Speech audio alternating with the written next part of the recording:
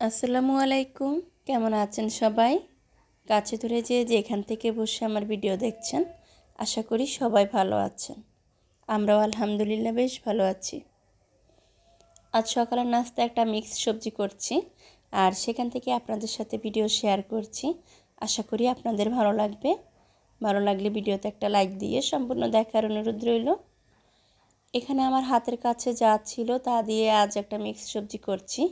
আরও কিছু সবজি ঘরে থাকলে সেগুলো অ্যাড করতাম, তবে আর কিছু ছিল না বলে এখানে শুধু ফুলকপি, বরবটি, আলু, সাথে পেঁয়াজ, মরিচ, লবণ, সবশেষ দিয়েছি একটু গোলমরিচ গুঁড়া আর ধনিয়া পাতা, এই দিয়ে ভাজিটা করে নিয়েছি। সবার নাস্তা খাওয়া শেষ, এখন প্রায় 11টা বাজে। আমার নাস্তাটা খেয়ে নিচ্ছি। আমি যেহেতু অনেক ভোরে উঠি, এর মধ্যে দেখা যায় আমার হালকা পাতলা পানীয় জাতীয় কিছু খাওয়া হয়, তাই আমার খাবারটা আমি একটু লেট করে খাই। এখন দুপুরের রান্না করব, তার আগে আপনাদেরকে ছোট্ট একটা সচেতনমূলক কাজের সাথে পরিচয় করিয়ে দিই। এইভাবে যদি সবাই মিলে আমরা সচেতনমূলক কাজগুলো করি, এতে করে আমাদের দেশের ভালো, আমাদের নিজেদের ভালো। আমরা নিজেদের কাজে নিজেরা ঠকে যাই, সেটা যেন কোনো অসাধু ব্যবসায়ী না সুযোগ পায় আমাদেরকে ঠকাতে, সেই কাজই করব আজ।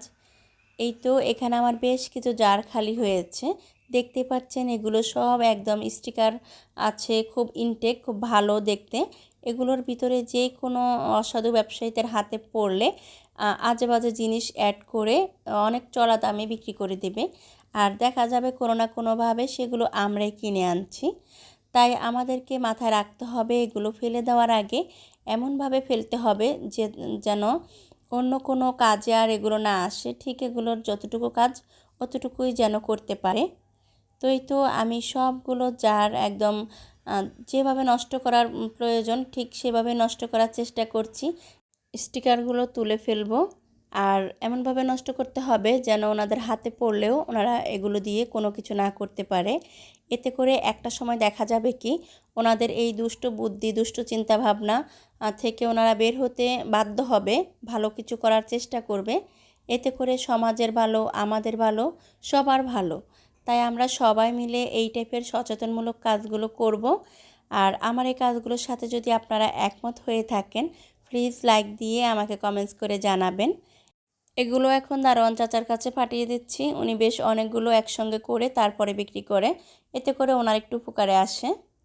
এদিক থেকে আমি দুপুরে রান্নাবান্না করছি, তার কিছু আর আপনাদের সাথে শেয়ার করিনি, ভাবছি ছোট একটা রেসিপি শেয়ার করব। এখানে আমি টোনা মাছ, যে ফ্রেশ টোনা মাছটা যেভাবে রান্না করি সেটাই আজ আপনাদের সাথে শেয়ার করছি। আশা করি আপনাদের ভালো লাগবে। আমি টোনা মাছটাকে খুব ভালোভাবে ধুয়ে ক্লিন করে 2-3 মিনিট মতো জাল করে নিয়েছি। তারপরে হচ্ছে হাতের সাহায্যে খুব ভালোভাবে ঝুরা করে নিয়েছি আর কাঁটাটা ফেলে দিয়েছি।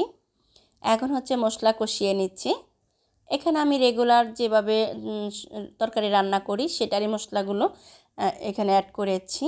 একটু আদা রসুন বাটা, জিরা ধনিয়া গুঁড়া, হলুদ মরিচ গুঁড়া, লবণ, সবশেষ দিয়েছি সামান্য একটু গরম মশলার গুঁড়া আর টমেটো কাঁচামরিচ। এই তো সব কিছু দিয়ে খুব ভালোভাবে আমি মশলাটা কষিয়ে নিচ্ছি। এখানে তেলের পরিমাণটা একটু বেশি দিতে হয়, তাই আমি তেলের পরিমাণটা একটু বেশি রেখেছি।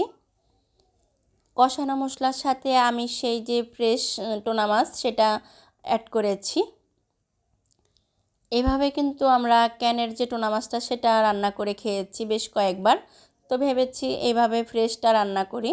তবে ফ্রেশটাও অনেকবার রান্না করেছি, বেশ ভালো লেগেছে, তাই আজ আপনাদের সাথে শেয়ার করা। আমি খুব ভালোভাবে কষিয়ে নিয়ে সামান্য পরিমাণ পানি অ্যাড করেছি, আর এখন পানিটা একদম শুকিয়ে যাওয়ার পরে আমি ধনিয়া পাতা কুচি দিয়েছি। এখন হচ্ছে খুব ভালোভাবে ঝোলটা শুকিয়ে নেব, মাখা মাখা টাইপের একটা রান্না হবে। এই ছিল আমার রান্নার ফাইনাল লুক। আশা করি আপনাদের ভালো লেগেছে। ভালো লেগে থাকলে ভিডিওতে একটা লাইক দিয়ে যাবেন, আর কোনো অংশ যদি আপনাদের খুব বেশি ভালো লেগে থাকে সেই ভালো লাগা থেকে হলেও চ্যানেলটিকে সাবস্ক্রাইব করে যাবেন। আপনি যদি ফেসবুক থেকে আমার ভিডিওটা দেখে থাকেন পেজটা ফলো দিয়ে যাবেন। আজ তাহলে এখান থেকে বিদায় নিচ্ছি, দেখা হবে পরবর্তী ভিডিওতে। আল্লাহ হাফিজ, আসসালামু আলাইকুম।